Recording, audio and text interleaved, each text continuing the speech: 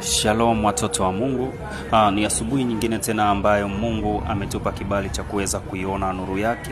Sio kwa mapenzi yetu bali ni kwa mapenzi yake. Tazama kwamba kuna wengine ambao walihitaji kuiona asubuhi ya leo, lakini hawajabahatika kuiona asubuhi ya leo wala tarehe ya leo wala siku ya leo, kwa sababu mapenzi ya Mungu yapo juu yako. Mungu ameiweka neema juu yako, ndio kwa maana amekuacha wewe uweze kuishi katika ulimwengu huu. Kuna wengine ambao wamepitia katika changamoto lakini hawajaweza kuiona siku ya leo. Kuna wengine ambao waliokuwa katika raha lakini hawajaweza kuiona siku ya leo.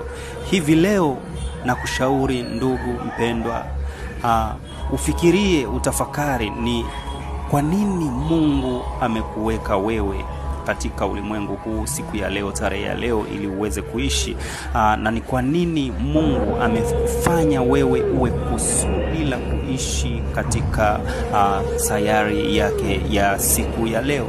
Ni kwa nini Mungu ameweka kusudio maalum ndani yako ili wewe uweze kuishi siku ya leo. Ni Mungu huyu ambaye aliyewasha hasira yake kwa watu mbalimbali, kama vile anavyosema kwenye ile Zaburi ya 78 kwamba hasira yake ikapanda akawaua wale waliokuwa wanono. Bwana Yesu asifiwe sana. Kwa hiyo usikubali hasira ya Mungu iwake juu yako, wala usikubali hasira ya Mungu ipande juu yako.